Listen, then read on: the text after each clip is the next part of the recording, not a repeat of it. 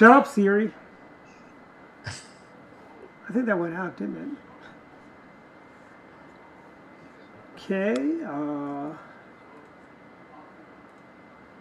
Okay, welcome to another Friday Habit of Dr. Politics and the Political Architect Show. By the way, comment if you think we should change our names to Dr. Politics only and drop the architects part. We're joined today by Mark Unkerfer, attorney at law. Marcus in the state of Maryland. I have to say that. Marcus Alzona. For the benefit of a certain. Well, anyway. Marcus Alzona from Montgomery County, tech expert and extraordinaire. Jackie Saxton from Brigantine Island, New Jersey, one of the reddest parts of the great state of New Jersey, outside of Warren County and Bergen County. And by the way, Jackie, did you notice that your former Senate candidate and Congressman Dick Zimmer decided he couldn't support the president? But we'll talk more about that later. That's okay. We have and Donald Irvine joins us, the chairman of Accuracy in Academia and new media rock star. Catch Don's podcasts he does a couple times a week on the Accuracy in Academia channel. Is that correct, Don? That sounds good, yep. Yeah. So, let's get started. Busy week, great convention, by the way, everyone. Let me just start by saying, now we have the Democrat convention, and why is Siri... Okay, anyways. We have the Democrat convention we saw the week before, which was all about, we suck, we're horrible, we're dying, the world is going to end, the temperatures are, the sea levels are rising, hurry up, you need to bring in Al Gore and Barack Obama back to lower the rise of the waters and fix global warming. I'm surprised Greta Thunberg did not zoom in to go, how dare you? I should be playing hopscotch. Instead, I'm here lecturing you people. she's not 10, she's 16. Yeah, I know. I mean, hopscotch. What is that? She's European. I'm sure they play hopscotch a lot longer than we do. But anyway, so last week, let's go back. Last week, we did have the show on Friday, so we actually had the benefit of having the DNC, the convention, over with, and we talked a little bit about it. But now we have, as Dwight mentioned, we have the Republican National Convention finished off last night, so we had 4 days. Now we can do some comparing and contrasting of these two things. Yes, I mean, I think from definitely one perspective, I mean, the Democrats, it's just like, Donald Trump is evil, he's bad, he's the worst, he's the worst person ever, and therefore, you need to vote for us. And Joe Biden he's a regular old Joe. He's a great guy. We love him and everything like that. But the Republicans... He's the guy you like to have a beer with. By the way, the president's speech blew the doors off. Hold on. He's the guy, they're positioning him as the guy you'd like to have a beer with. Right. Down at the bar. I don't think so. As opposed to... I understand, that's how they're positioning him. Yeah, no, they are. Yeah. As opposed to the crazy uncle at Thanksgiving table who you try and stay away from. But I'm sorry I interrupted, Don. No, that's fine. But the crazy uncle is Joe Biden. Is to throw out these comments. Right. I'm trying to be somewhat nonpartisan in this situation in terms of trying to look at one versus the other. I can't say that I was overly impressed with the lineup of speakers that the DNC had compared to the RNC.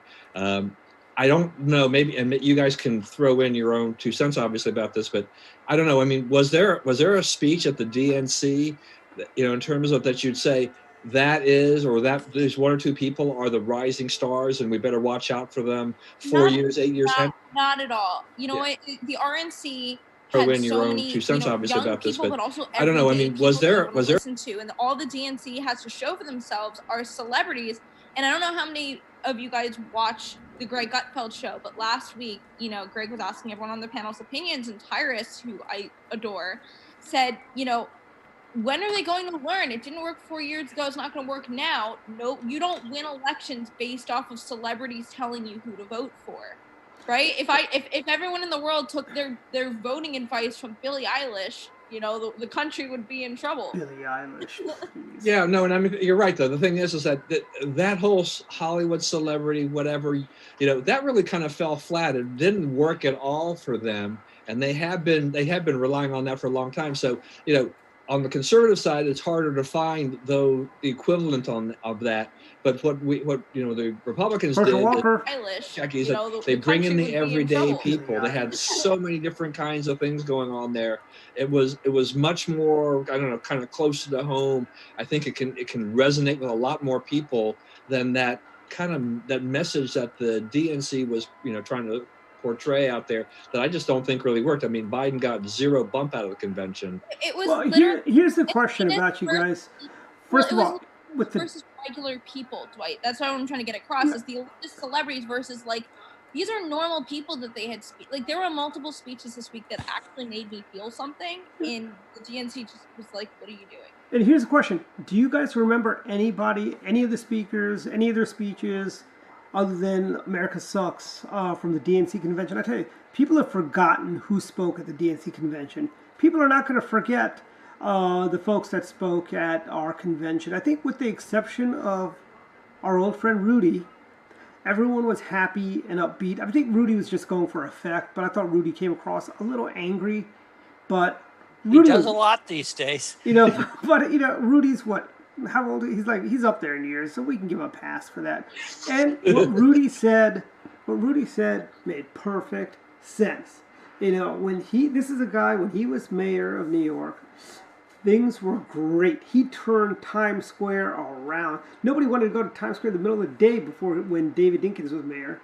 But could I push back? I mean, we focused on sort of who the speakers were, but I maybe I'm a little Pollyannish in the way I look at conventions, but I think political conventions are great opportunities for both parties to lay out a vision of where they see the country or where the issues are.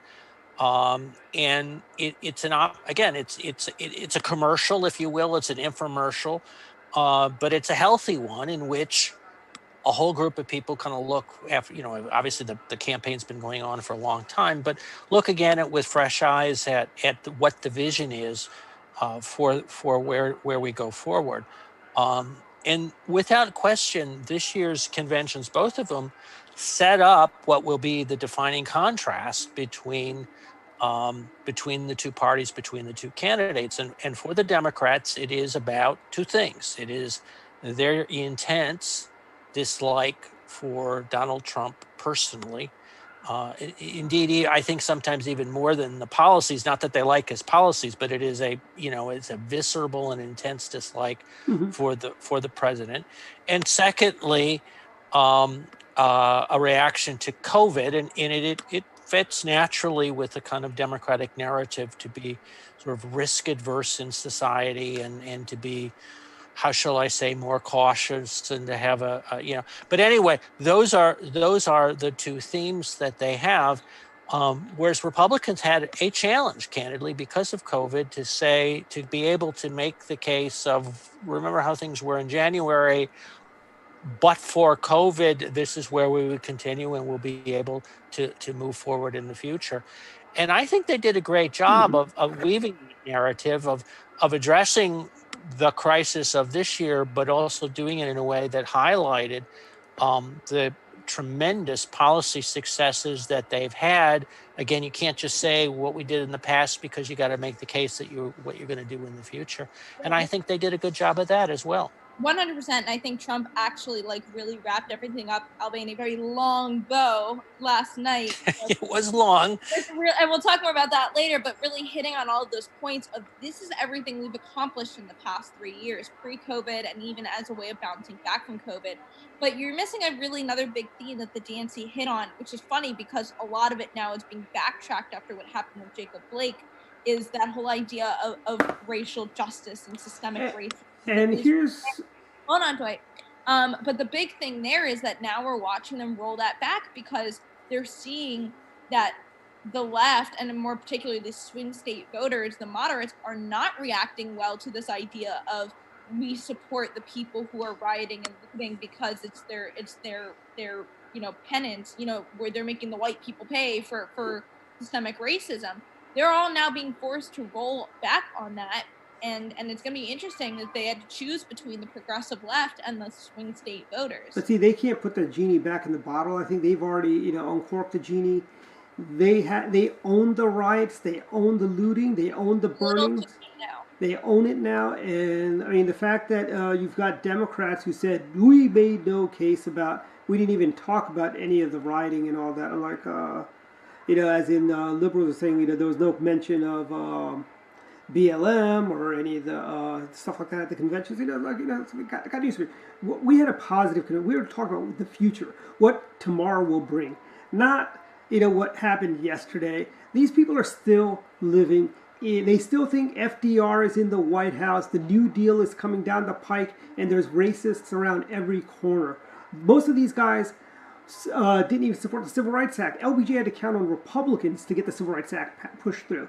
It is the Republican Party that ended the Jim Crow. It was the Republican Party that basically went after President Johnson, who was trying to roll back President Lincoln's civil rights, not civil rights, but post-Civil War legislation that he had down the pike. And we all know Andy Johnson was a Democrat. And he was impeached. Why? He was impeached because he was bad on race. He wanted to put the blacks back into slavery, pretty much. Well, but this most recent incident, what happened with Jacob Blake, is really interesting to me because every speech, and even today I saw it on the March on Washington, every speech that his family has given, in particular his sister, has been, and his parents have been, we don't want you to avenge our son with violence and looting. They're saying, we want there to be peace, and we want this to be a peaceful, way of protesting. And that is not what we've seen after George Floyd and everything like that, where people saying, stand up and take back what's owed to us. And it's a very different tone coming from his family. And I think that's been really interesting. I think that's interesting. And I was struggling a little bit. I think you came up with a great idea of really why the reaction to Kenosha has been qualitatively different than some of the unrest that's taken place in other cities. But I think you're on to something, that there has been a difference in the response that people have to it. Yeah, after months of sort of rioting, protests that have gone to rioting night after night, I think people across the board are fed up with it, including and especially the Black community, as right. far as their neighborhoods getting trashed, the heartbreak of seeing these older African Americans like crying because their store, their places that they go and shop and live their lives are completely gutted. And why is this happening? We had a moment where we could have all come together, and it was politicized heavily by the left, and now we're at this point where I don't know, like Wisconsin, Kenosha is becoming a flashpoint right now. One of the challenges I think that the left has in all of this is, while they are certainly in a very emotional way articulating a grievance, there is a complete and utter lack of any specifics in terms of what the appropriate response ought to be. We Republicans would point to the unemployment rates last January across the board, but also in specific categories. But I think that sets up an interesting challenge for both the Democrats and for Biden, is to, so he's been in government, he started in government, 47 years ago. This is the 48th year before him. He was Richard Nixon, who even Spiro Agnew was vice president when Joe Biden was first elected. Is to, okay, tell us now, what's the new set of policy that you're going to promote to address that? And what is Joe Biden's crowning achievement other than being a perpetual plagiarist? The Joe Biden crime bill. That is his crowning achievement, and he is having to run away from his crime bill because, I hate to say it, the crime bill was not a bad bill. The one that Bill Clinton signed into law. There were some provisions. Let's go down the Second Amendment. But anyway, my point is, there was some good provisions and some bad provisions. But But it was better that it was the crime bill. It was. You can find bad. There was probably some more bad things but we got the good stuff that we wanted in there, and I think that made it a good bill. And props to Newt Gingrich and the Republicans who pushed it through. No, you're wrong. You're wrong. You have your timing off. Is this that was before the Republicans were? Yes. So one thing, it's like, yeah, you're right. But to go to the point, it's that both of you are saying, it's Biden has had 47 years, and how much did they really address his record during the DNC versus just saying Orange Man bad, effectively, and America bad. Orange Man bad, America bad. We've been very quick. Oh, yeah, go ahead. Well, I think that's sort of what the DNC was, and the RNC is about that. We've been making America great again. We had so much progress in 3 years, and the whole world has been hit by COVID, but we're gonna get back with this, and so it's forward looking, but also talking about the record, whereas the DNC was trying to sort of ignore the record that he's been there for almost 5 decades, and what about it? And next week, now he'll do something. Well, here's something. Next week we'll also have August job numbers, and I have a feeling they're going to be better than Biden and the Democrats will feel comfortable with. Frankly, I am going to go out on a limb. I think we're going to be below 10%. Unemployment will be below 10%. Maybe, but I would say we're very quick to point out when we're talking about what Trump has done for Black America. We always go immediately to the job numbers. But there were a lot of speakers this week who talked more. Even beyond that is, Trump is passed the First Step Act. All these things with criminal justice reform. He's actually doing something with that. They talked about housing in different parts of America for Black communities and for people who are finally able to have a sustainable household and other things just beyond the unemployment numbers that Trump has done for Black America. Look at criminal justice reform. Criminal justice reform helped a lot of African Americans, helped all Americans. As you guys know, I hate using those hyphens. It's we highlighted America, while the Democrats kind of highlighted various hyphenated segmented groups at their convention. We had, I think, the lobster guy, and I think some of the stuff, most people. You like the lobster guy. I like the lumber. I also like the dairy farmer, frankly. It's so bizarre because Dwight's a vegetarian. Yeah, exactly. It's kind of interesting. Yes. No, here's the thing. And, Can you imagine if they had a guy who owned a pizza parlor talking? How much that would have resonated with Dwight? But it shows you how that Dwight's influence has waned. No, but here's the thing. My point is this. Okay, one, we know from what the lovely folks in ER and folks there told me today.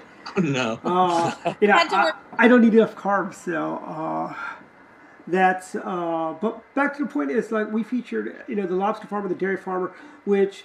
By the way, I don't know if you go to the Montgomery County Republican Club's website, we've got some great columns by Gary Bays about how the EPA is waging war. We had a case in Maryland where we have this poor dairy farmer out in he's in the 8th district. He's got this farm off of 270, and the state of Maryland, this is a Republican state EPA, is trying to shut him down.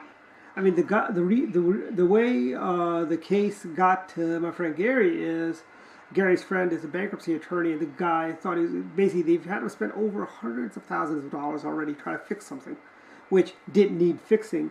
And they're trying to, so he had to file for bankruptcy, and the attorney spoke to my friend Gary, and Gary says, no, you've got a case here.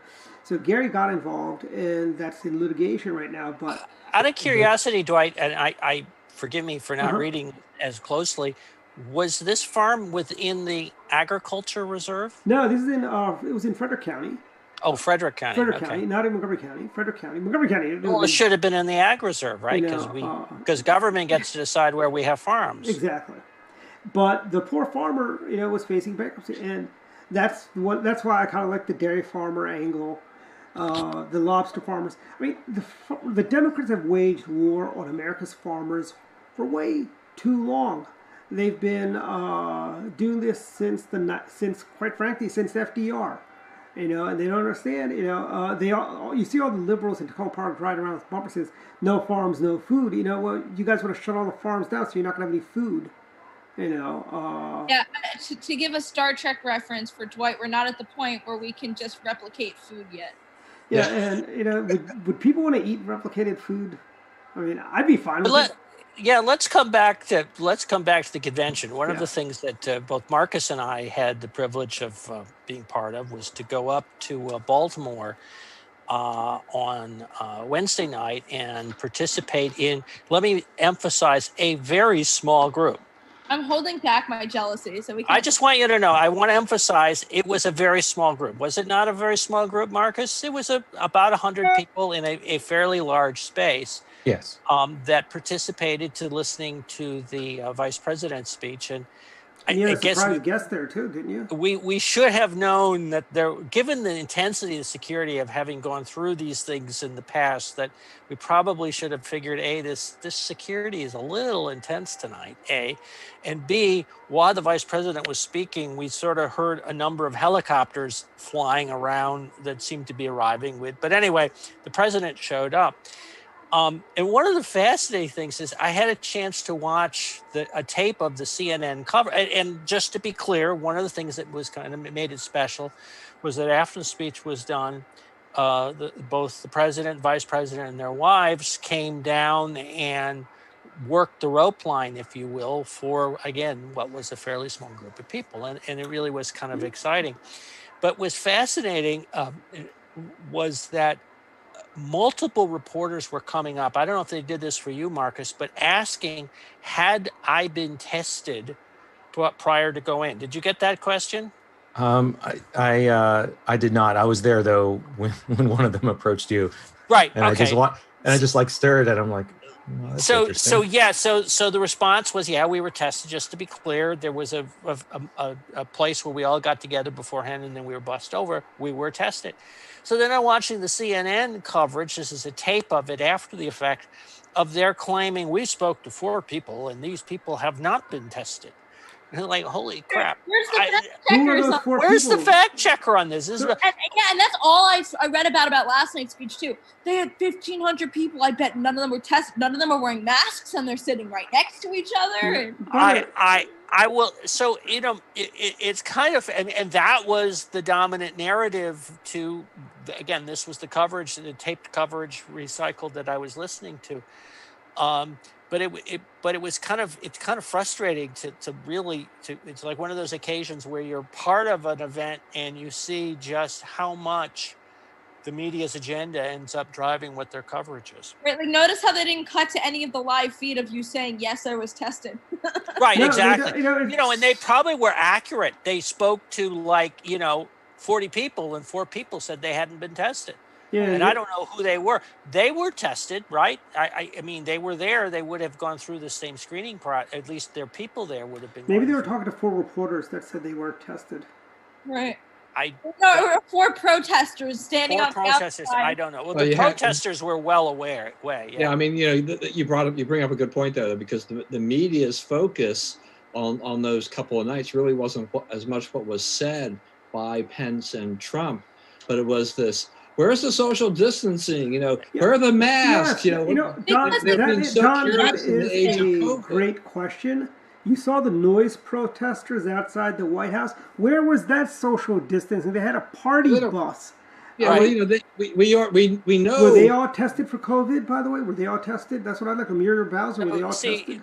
There's a different standard for what is a quote protest as opposed to. Interesting because Alright. I see a lot of things of fact checking. Every time someone spoke, it was like, here's the fact check on that, immediately after. Well, yeah. But I am curious before we Could I go through the fact check on the Hatch Act?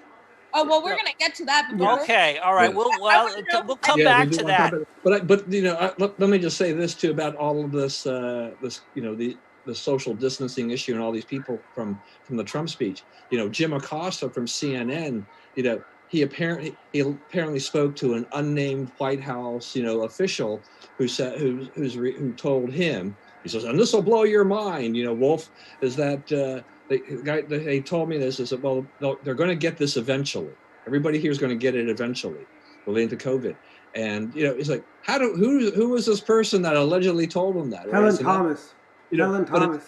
but it's all part of that whole thing of trying to, you know, follow that kind of Democrat line of the Republicans are irresponsible. They don't care about masks. They don't care about safety, social distancing, or anything like that.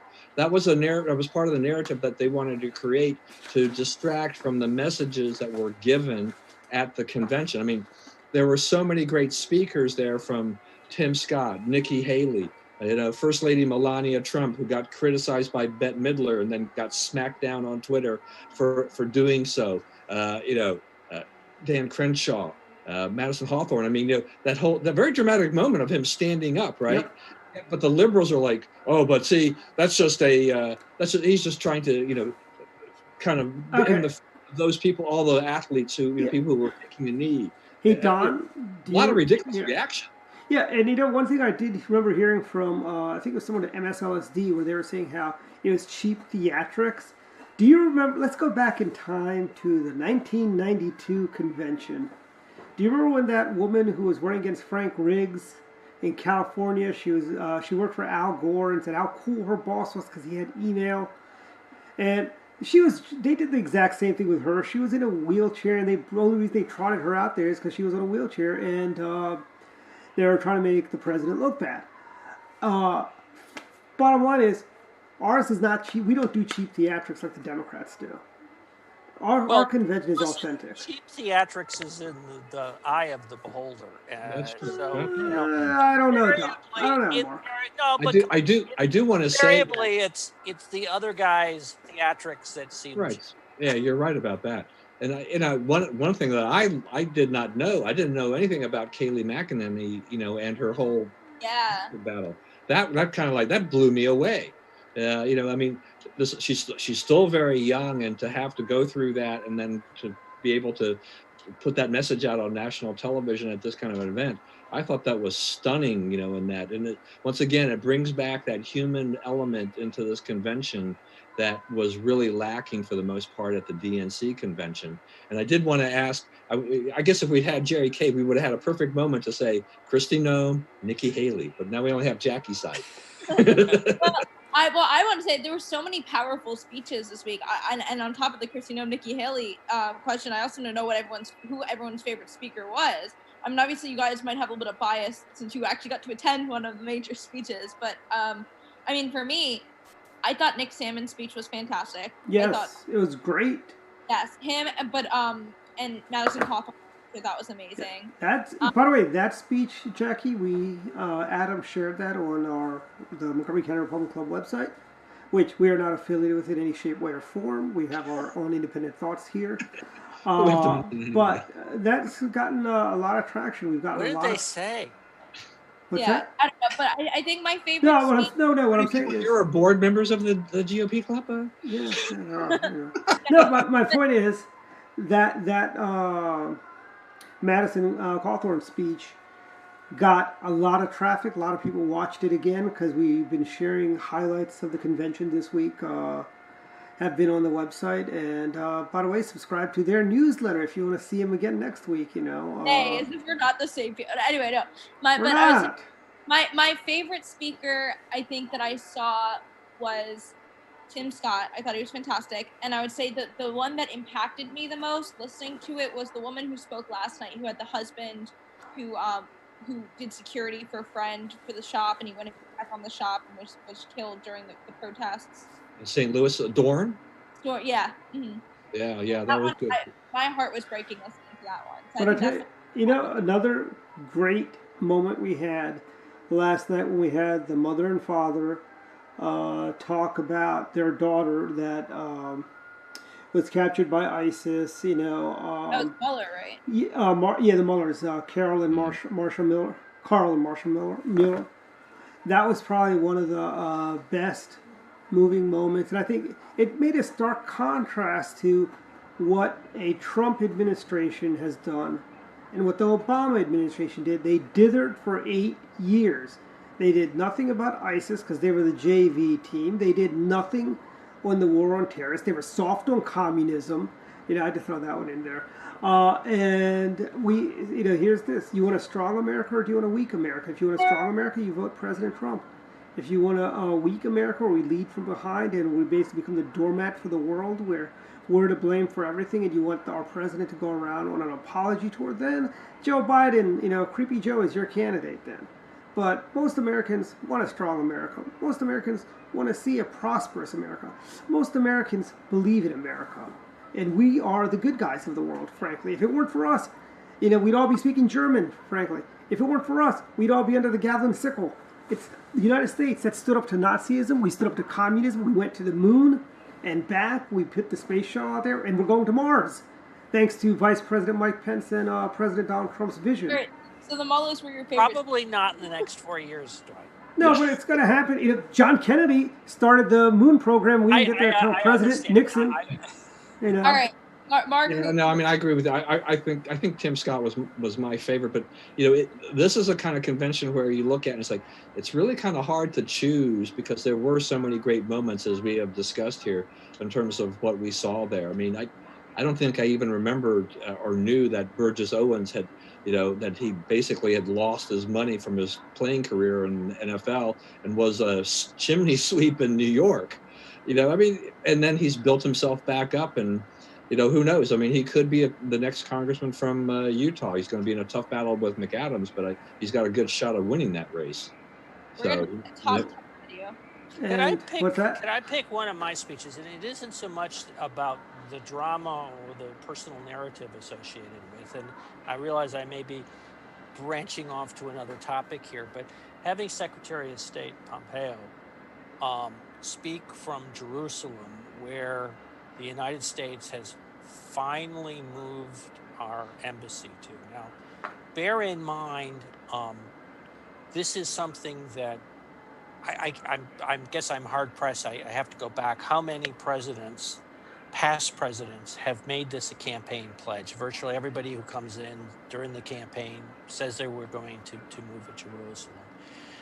And then when they get into office, the foreign policy, the State Department, and the various gurus say, oh, don't do that. Middle East will blow up. You can't do it. You can't keep your promise.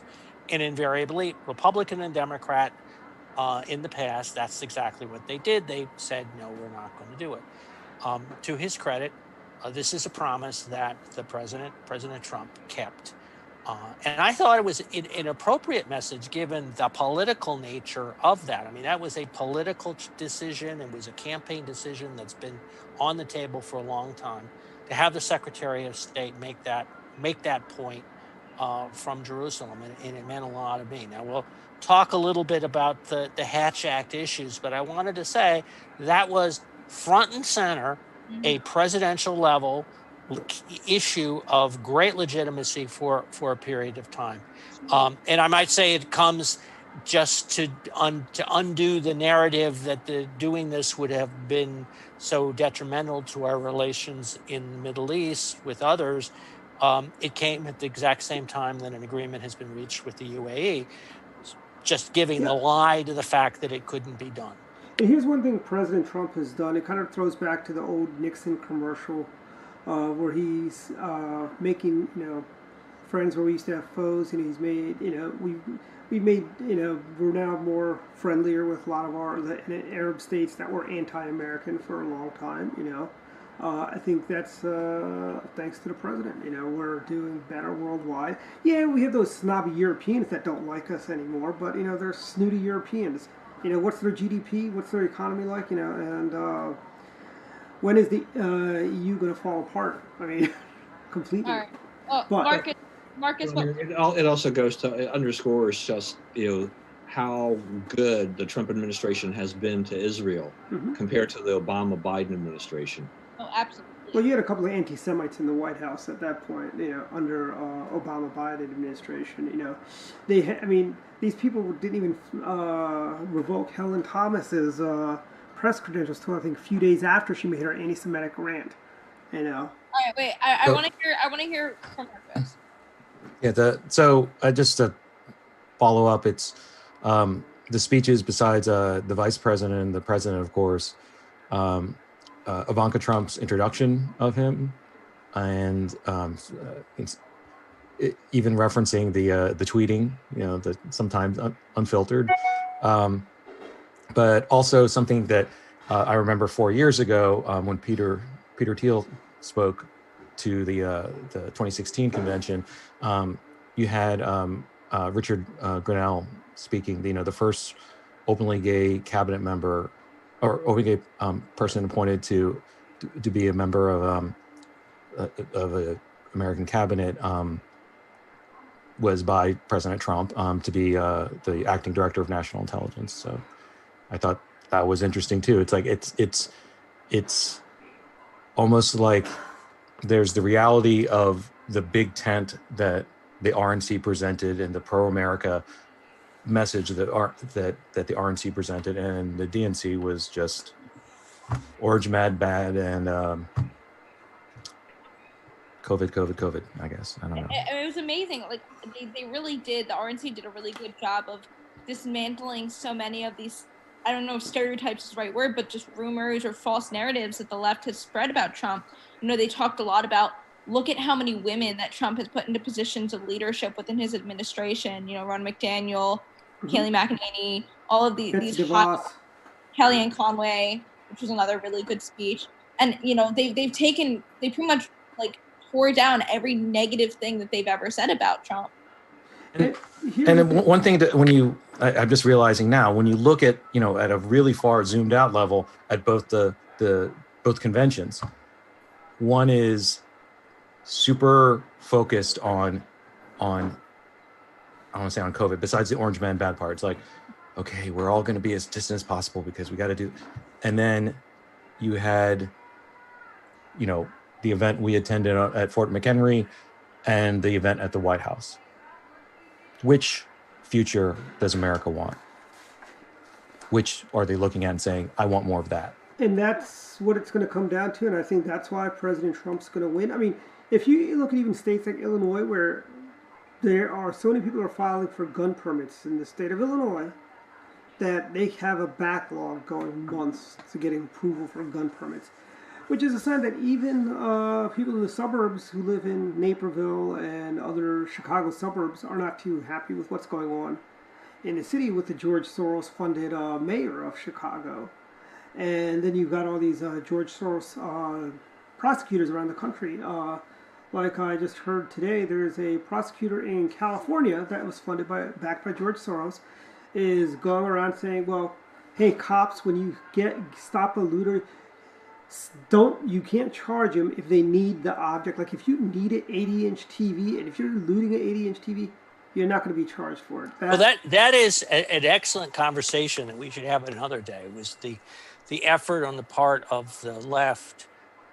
It's almost forgive me, it trumps the defund the police effort, but very specifically, very targeted in getting prosecutors in office who are committed not to bring charges for many of the crimes you just described. Two of those prosecutors that have been involved with this group that you're referencing are here in Maryland, the one Mosby up in Baltimore in the city, and also the one in Prince George's County. And it is, we certainly should focus on defunding the police, but it's really also it's worth focusing on the role that, again, the selective effort to target and identify people who will be sort of agenda prosecutors who are not committed to law and order, to have them undermine the cities that they're charged with enforcing the law for. It's awful. And then that one woman who's out, she makes the news a lot with the Black Lives Matter, the one who's saying this is reparations. Honestly, these people, BLM, I'm going to go out on a limb when I say this. they're no different than any other two-bit thug operation like Antifa or other terrorist sympathetic or terrorist.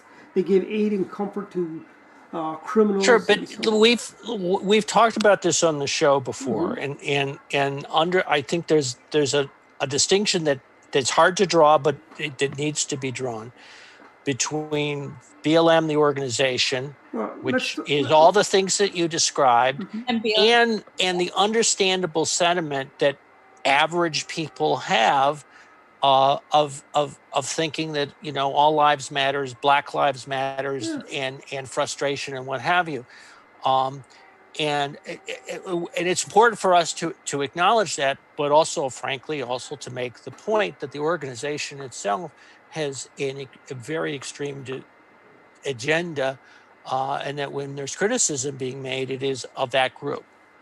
And I know you want to go off on this, but it's 20 minutes to top of the hour. Let's keep going. Talk about the Hatch Act. There's so many other things. I just want to say, before we move on to the Hatch Act with Mark, I do want to say one thing about the convention, which is just that comparing these two conventions, the Republican National Convention felt more like a convention because they were able to add some live element in there of, when President Trump was there for the roll call and the delegates were there doing the Pence speech, doing the Trump speech at the White House, that type of stuff, and bringing people in. It made it feel a little bit more like a convention in what's been a very odd year. And the Democrats, they erred on the side of caution, and they didn't want any of this thing. That's why they want to portray themselves, but they lost a lot as a result of doing that. Their convention was a lot more disjointed. But now on to but the Democrats, I'll give them that, had the better roll call. I did like right. Okay, that's true. I will give them. Yeah, they did have a great roll call. All right, now on to the Hatch Act, because Mark, you want to talk about that, and it has been a question that's been raised by the media and others. And there were, I don't know if the Democrats actually went through with it. I know they were threatening to have an investigation about this, but give us the inside skinny or your take. What's fascinating about this is the level of hypocrisy, which is, again, we go back multiple times and both sides do essentially the same thing. I've seen two different news sets accounts, but that in 2012, there were either 5 or 6 members of the Obama cabinet that participated, that spoke at that particular convention. And to be, and again, there was criticism at the time, let's be clear. I think that the HHS secretary specifically had a complaint against her. But let's just kind of step back from the partisanship for a moment and reflect on the fact that, look, if you're an incumbent office holder, your agenda is not just you personally, but it is who you've chosen and what policies they are charged with implementing. And they are the perfect spokesman to be able to do that at that convention. So just as it was incompletely appropriate, I would argue, for those cabinet officials to speak at the 2012 Democratic Convention, notwithstanding a very legalistic interpretation of the Hatch Act, which actually after 2012 was amended and was loosened quite a bit, it's entirely appropriate for the same thing to be happening at this convention. I'm almost embarrassed, Marcus. There was actually a cabinet member who shall not be named who was in that crowd. He wasn't speaking, and I don't even know if he spoke during he must have spoken at some point in the convention, but he was in the crowd at Baltimore and said hello to a number of people. But this is exactly what we as Americans, we as voters, should have the opportunity to hear from is the spokesman for the policies that we'll be considering on the ballot. Yeah, no, I agree with that. I mean, I think they are the perfect people. These are the people that the president appointed for these positions for a very specific purpose. What's the problem of having them out there in this environment to do so? Either party can do this. I don't think there's right. Yeah, this is not us just saying it like and a similar thing is like, after the 2016 election, all of a sudden every one of my liberal friends had an issue with the Electoral College. And then if Hillary had won, they wouldn't have had an issue with the Electoral College. They, you know, if Biden had been the incumbent and was doing the same thing and having people from his cabinet speak on his behalf, I really wouldn't have an issue with that. And you know, here's the thing. I mean, going back, I mean, like I said, like Mark said, both parties have done. I mean, I remember Lynn Martin speaking at the 1992 convention, and she was labor secretary back then. And if she didn't chicken out and didn't run, she could have been the next senator from the great state of Illinois. But no, she didn't want to do that. But that's Lynn Martin. But she spoke, and you know, it's like, you know, big deal. You know, we want to see these people talk quite frankly. You know, when they're still allowed to have their opinions. They're allowed to. But it isn't just that they're allowed to have the opinion. It's that it serves the function of what a campaign and what a convention is supposed to be about, to give people the opportunity to hear from these people. And it also tells we have who's running the federal government, the different agencies now. What's the implementation of a continued Trump presidency versus, you know, you want to hear from AOC to see what a Biden presidency might be influenced by. So, you know, you're drawing that contrast, and right. You know, hey, some people want the crazy on the Biden potential cabinet. That's their choice, but let's put it out there. Let's have the honest discussion of what are the choices? What are you going to choose in November? What do you want to buy? And basically, November, the big choice, Marcus, everyone has is going to be, you can have capitalism and prosperity under President Trump, or communism and basically a stagnant economy, no growth, no nothing, massive unemployment, food lines, and all that. That's what you'll get with a Joe Biden presidency. I don't know about food lines, but certainly what we're seeing in California.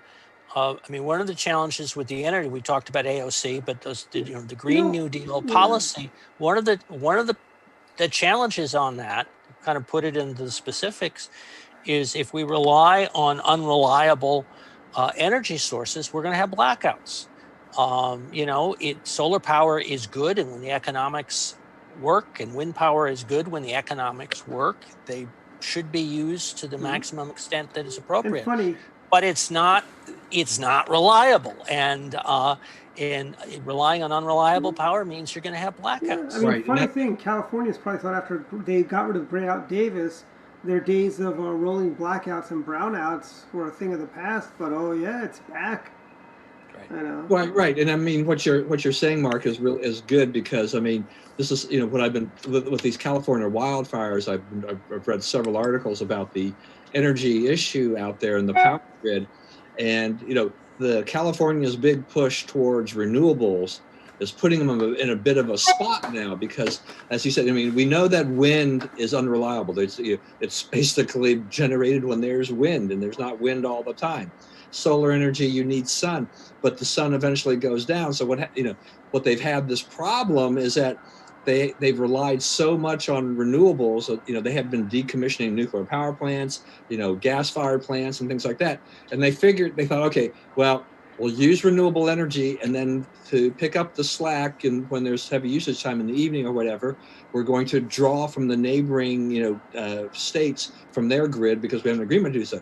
Problem is that if they need the energy, they're not going to be selling it to California, and California winds up with these rolling blackouts because they can't find enough electricity to go ahead and satisfy and meet the demand on the grid.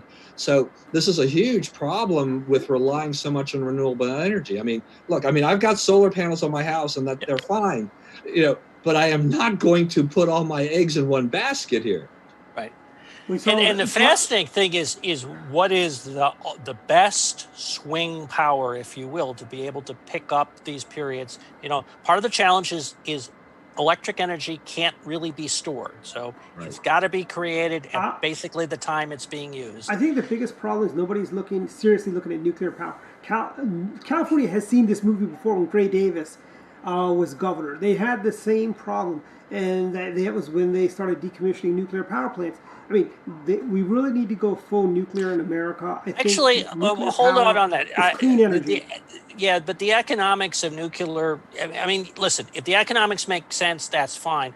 The swing power that does make the economics makes a lot of sense is natural gas. And one of the fascinating challenges in all of this, again, the climate change debate, is that the United States has accomplished what the Europeans, and certainly not the Chinese, have failed to do, which is to reduce our CO2 emissions.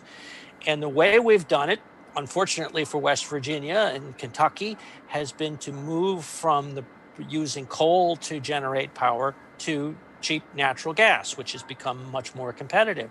And natural gas is really great because you can flip a switch and turn on a generator and generate the necessary electricity. Turn it off when Don's solar panels are ready to kick in and provide enough power. So it really is adept at that. And that transition has done exactly what the advocates of climate, the opponents of climate change have done, which is to reduce the number of CO2 emissions. That said, that's what they want to get rid of, because guess what? Natural gas is also a fossil fuel. And so they want to just kind of avoid everything and rely strictly on renewables. I mean, if they want to live like going for that, like I say, go for it. And when they no longer have power, right. Unfortunately, we can't limit the blackouts just to well, maybe that'll be what'll end up happening. Is it'll be the red states and blue states, and the bad news is that Maryland's energy policy is very much on that very high percentage of renewables track. So we can say, move to a red state where you'll have reliable power. John, we're really relying upon those solar panels on your house to be able to power our air conditioners at night. I don't want to bit of a challenge. I don't want to encourage my dad right now, but he has this thing that he found online that's called the divorce agreement, and I'll have him send it to me to send to you guys. It's basically like if the left and the right were to separate into two separate countries, what each would get. And it's so cool to divorce. You know what's actually interesting is the state that has the most wind power generation is Texas. Yeah, you can go through. I think the economics works down there. It makes. Texas T. Boone Pickens wanted to set up this whole wind thing years ago. Yep, right? yep. I mean, listen, if the economics make sense, by all means, move and make that transition. See, Mark, we on the right want to have common sense solutions that work. Right. We're not pie in the sky, we're not chasing cold fusion around, which never happened. But the bottom line is California, I think there's people who say we should build another wall after we finish the wall on our southern border. And between kind of, and I say, let's not just build a wall, let's make it a fort, kind of like Maginot, and have guns that we can't swing around, but pointed towards California, Oregon, Washington, so they think they're so great and can survive. Actually, what's fascinating is when you look at, we may be getting into the weeds here, I'm sorry, but when you look at an electoral map, it's actually farther, how shall I say, closer to Pacific, where that is. It's really this rim of blueness along basically along the Pacific coast, and you get on the other side of the Cascades, and things begin to change. All right, one last quick. Please, let's get us off that. One last quick topic, and then we can wrap it up. Which I just wanted to ask everybody about, which is this thing from Nancy Pelosi the other day, where she said we shouldn't have any debates, but they can have these separate discussions and be asked these questions. And what is this? Yeah. I think it's a last-ditch attempt to try and get him out of it, but I think this is a damned if you do, damned if you don't situation. If he doesn't debate, he's basically admitting that he's not competent enough to take Trump on a debate. And if he does debate, we're all just going to see the fact that he's not competent enough to take Trump. Right, and here's the other thing, though. Biden is saying, absolutely we ought to have a debate, because I will be, I'll be fact checking, as I go along. I'm like, yeah, right. And here's the thing. I remember 1992 when the big thing was George H.W. Bush will not debate Bill Clinton, You know, they said George H.W. Bush was ducking the debates. Is Joe Biden going to duck the debates? Are we going to be able to throw ducks at him again? Can we bring those ducks out and throw them at him again for ducking debates? Pelosi's saying don't do it. One of the reasons he says is because you don't want to legitimize, this conversation. Like Trump. This is nuts. But I mean, It'd be something else that they'd have to cover live. Okay, It's a great way to protect Joe Biden from speaking in public. All right, vintage Donald Trump. That I think all of us kind of like have to, in this whole debate conversation, we're kind of used to Donald Trump. It's almost like we can almost predict that it's coming, this disrupting tendency. It is his suggestion that Biden be drug tested before the debate, and you gotta love it. I mean, let's be clear. I always say that sarcasm and irony does. You got to be careful in politics, and I've also watched a whole lot of these media roles get blown apart by the president, and you got to say when you see that tweet, tongue firmly planted in cheek when he does that. And of course, in the media, it coincided with the convention, so it didn't get as much attention. But in another scenario, it would have touched off an absolute blizzard of media. I'm trying to avoid the word becomes before storm, but a whole lot of controversy about this, of course, as they take it absolutely seriously. It's insane. They need to learn to just not take him so seriously. Not that they're ever not going to, because obviously sarcasm doesn't always come across on a tweet. So if they can pin it as the guy being insane, they're going to. But part of me is wondering, like, I wonder if they can pick up like dementia drugs. Yeah. Well, something. Joe Biden is really. Do any of you guys remember Admiral Stockdale?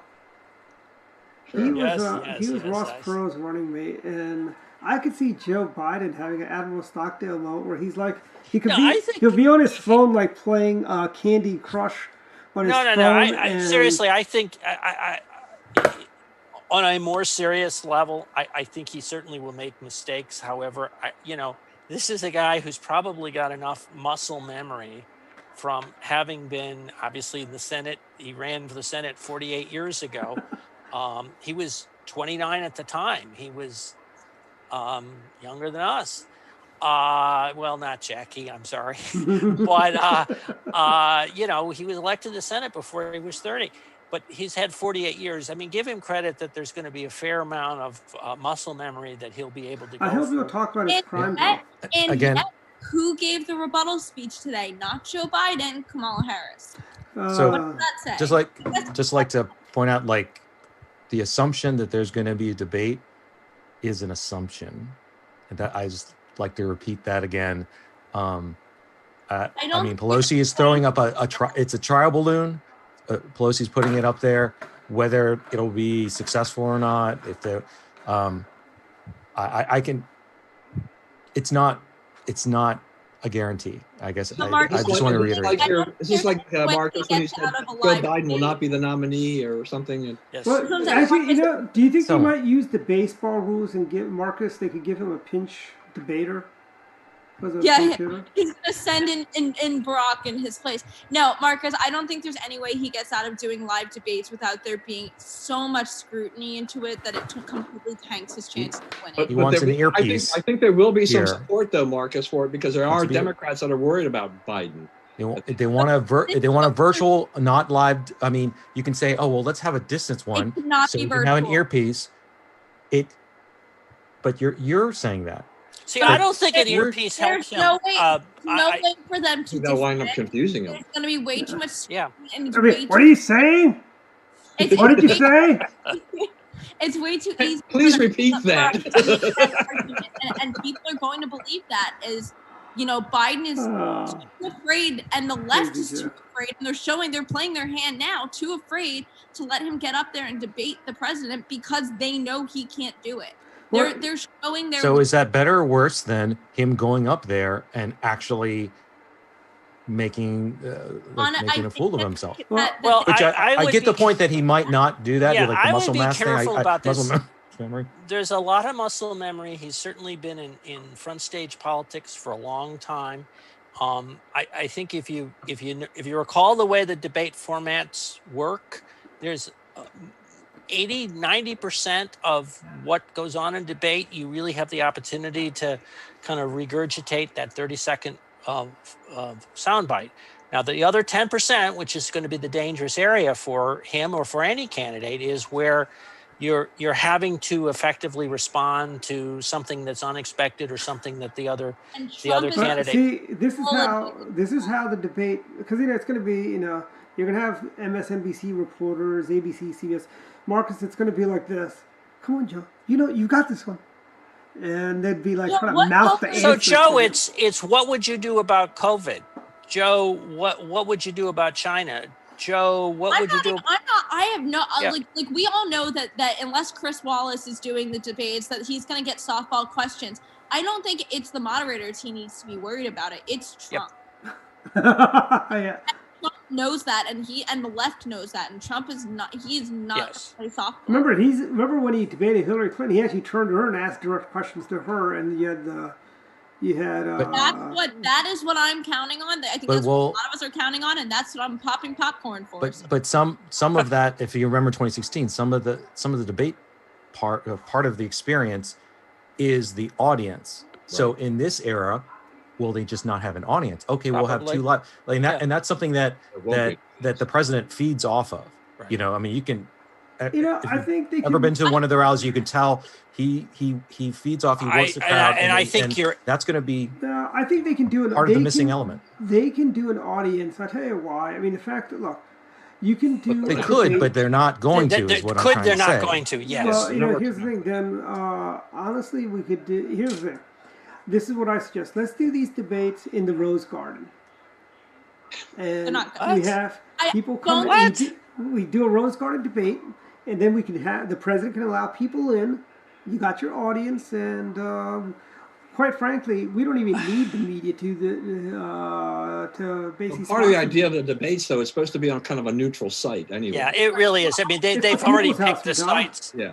Yeah, they've I already picked the Your sites out. point about the audience, I think that he'll do totally fine without an audience. And honestly, I'm kind of looking forward to them not having one, because you'll lose half the time of the debate just trying to wait for people to shut up so Mhm. they could actually answer the question. And also, here's the thing: if you got going back to the old debates, remember the third format is where they take questions from the audience and they're allegedly neutral. If you guys remember back to the Bush-Clinton, you had these two Democrat operatives that got in and did a zinger to President George H.W. Bush. But now they just pull them off of Twitter. Yeah, and they probably pull off the Democrat. It's like, you notice, if you watch those Twitter questions, they're very left-leaning. They're not, you don't have any, you didn't have any questions about, hey, Hillary Clinton, I'm a civil servant. I would have been fired if I did half the things you did as Secretary of State if I had my own, So what you're saying, Dwight, is that the questions are sometimes as tough and provocative as the questions that we ask on Direct Line? yes. Depends on who's posting. Yeah, well, here's Yes. here's the thing. My point on Direct, here's the thing. Direct Line I managed to get. is a great show. Everybody should be watching Wednesday night. We had a great show this past Wednesday as well. We were talking about the convention. Don and I. Without me. Yeah. And, We were thinking about you guys. yeah, we did mention you a couple times actually, Mark. But Marcus and I dearly wanted to call in, didn't we, Marcus? we don't have a dial-in number. We don't have a dial-in number I know that was the unless you problem. called into the Zoom number. Yep. But my final thoughts. Could have waved on, through as we what go you call- past the protesters. what's Oh, I that? guess we're Yeah. going to final thoughts. All No, right. no. This is just my final thoughts on Joe Biden. We're not at final thoughts. Don't you know that This is my final thoughts I is thought you were a, doing a great job there, Dwight. No, this is my final final- thoughts for Dwight is like a 15-minute segment for him personally. But no, basically Joe Biden. Again, we talked about this last week. Joe Biden is Bob Dole. Joe Biden is saying, I want Joe Biden to start talking in third person. Joe Biden really wants you to have a good day. Joe Biden will fight COVID. Joe Biden really appreciates your support. Joe Biden, that's what I want. I want to say, because he's going to start doing that at some point. You know, I got to tell you, Dwight, I think that is the pearl for tonight from you, which is it really is so true. Joe Biden is the Democratic Bob Dole. Except Bob Dole. I'll tell you this though, Senator Dole had a better mental acuity than Joe Biden. No. I just leave it at that. Yeah. Hey, look, we're ahead, Dwight. Mark, final thought. Sure. This Are we at week, final thoughts now? Yes. Yes. Final thought. All right, we're gonna do each of ours in 30 seconds, and then you'll have your 10 minutes. Okay. So going back to the trip to Baltimore and Fort McHenry, one of the complaints that we heard this week was from Mayor Jack Young of Baltimore, who was very upset that his order for social distancing had been ignored, and this event had been held on federal property, which does kind of impact on what the jurisdiction of the city was. It certainly serves as a reminder of why Jack Young is not even one term, about a 6-month lame duck as mayor of Baltimore, and that he's worried about social distancing at Fort McHenry as opposed to Baltimore's murder rate. Yeah. All right, Marcus.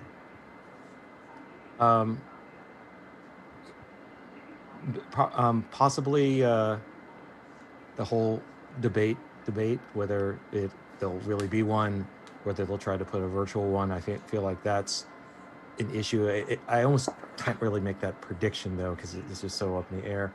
But that thought, but also maybe we'll speak about next week, but just Wisconsin and the flashpoint that is, with now 2 different sides starting to engage on the streets when the